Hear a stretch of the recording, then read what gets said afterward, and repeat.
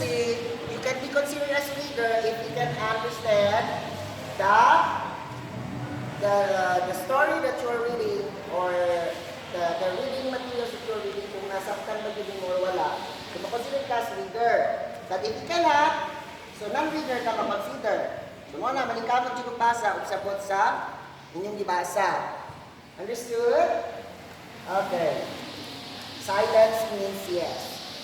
So why the sun follows the moon? The sun and the moon used to be married and share the sky. One day, the moon had to gather vegetables in the forest and asked the sun to watch over their children. She warned him not to get too near the sleeping kids because they might get burned. He watches the kids from a distance, but because he wanted to kiss them, forgot his wife's warning. He bends over near his children and horrified, sees them melt. He hides in the forest. His wife, the moon, returns to find her children all melted.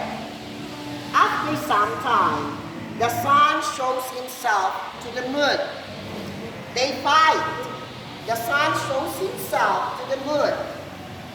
They fight. He throws the vegetables to her face and she lives here. One clear night, when the moon is full, you will see traces of vegetables lit on her face. Your children have turned into stars, while sun keeps chasing after the moon in an attempt to reconcile. So that's the story why the sun follows the moon. Maskin sa ito walang lingwahe, you can actually say something what you understand about the story. Anybody? Ikaw daw po, kung sa'yo mo nasaktan sa aking ibasa? Sige, ayaw ka ulaw. Kay? Okay, nag-away ang moon ug ang sun. Correct. Why man gaaway si moon ug si sun?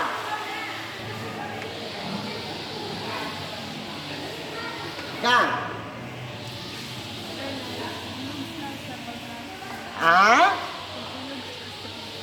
Nag-ilog sila sa pagkaon? Kailog ba sila sa pagkaon? Ikaw lang.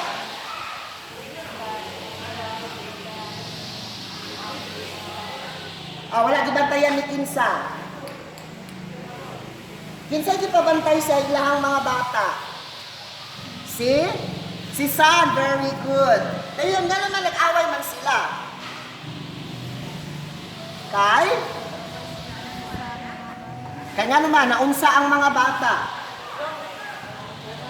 Salamat. Naunsa ang mga bata.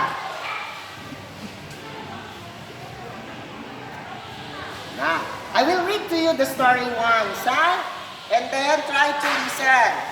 Okay. Kasi sometimes we cannot understand the story, especially kung medyo hindi tayo nakasabot sa English. So we have to repeat reading the story again and again until we can fully understand the story, right? Tama. Hinahin ako. Ang title sa story, Why the Sun Follows the Moon. The sun and the moon used to be married and shared the sky. Si sun, init dili. Init. Pamati o kayo. So one day, the moon had to gather vegetables in the forest and asked the sun to watch over their children. She warned him not to get too near, the sleeping kids because they might get burned. So he watches the kids from a distance.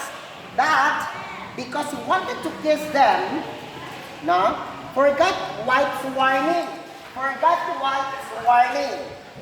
He bends over near his children and horrified sees them melt. Okay. He hides in the forest. The sun hides in the forest. his wife, the moon, returns to find her children all melted. All melted. After some time, the sun shows himself to the moon. They fight. No? He throws the vegetables to her face and she leaves him. Okay? On a clear night, when the moon is full, you will see traces of vegetables leaves on her face. Their children have turned into stars, while the sun keeps chasing after the moon in an attempt to reconcile. Oh, nganong gaaway si moon ug si sun? Kay? Na-burn ang unsa. Na-burn ang mga bata. Kaya nga naman, warningan siya ni moon, ayaw duol sa mga bata. Kay init kayo ka. Pag muduol ka, ma-burn ang mga bata. Oh. So, mauto siya ang hinungdan. So, nag-away sila, nagtago-tago si sun. Kay yang na-burn ang ilahang mga anak. Karon, nagpakita si sun kay moon, unsay nahitabo nila? They fight. So when they fight, asa dapit ginlabay ang vegetables kang kinsa? Kay sun? Kay sun ba? Kay moon? Okay? Kay sun, they fight. So mao na di ay nga makita nimo nga si moon pag magpakita labi ng full moon na akay makita nga muraon mga dahon-dahon sa nawong ni moon. So karon kabalo na ta nga no dili jud nag-abot si sun ug si moon. Pag mosalop si sun, mupakita si moon.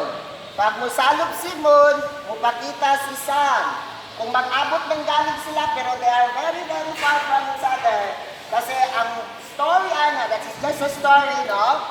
Nga, kaya sila nagpakadira kasi si Sun is trying to chase. Gugdo niya si Moon kay para magbati sila.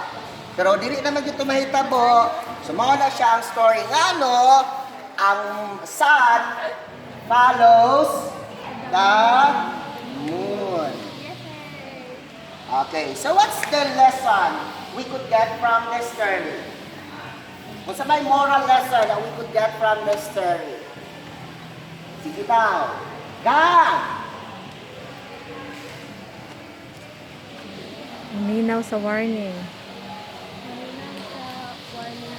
Okay, so lahat mga warnings na ipanghatag sa ato, we have to be very mindful to it. Kasi that is for the safety of ours and for the safety of everybody. So mo na siya mingon ang ilangan o ginikanan o mga warnings doy, ayaw tao na siya buhata doy, ayaw tao na siya imuha doy. We have to listen. Otherwise, if we are not going to listen, and then i-follow na natin what's our wants, kasi that's what we are happy, na dayon in the end, magsisira takay, wala natong i-follow ang atong parents. Who else? What other lessons that we could get from the story? Kondoy!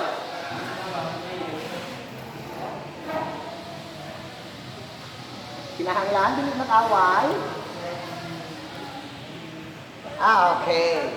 So, kinahanglan ko, no? Dili mag-away, aron magkahiusap here niya. Is that true? Yes. Lahat ng bagay na napag-uusapan sa maayos na paraan.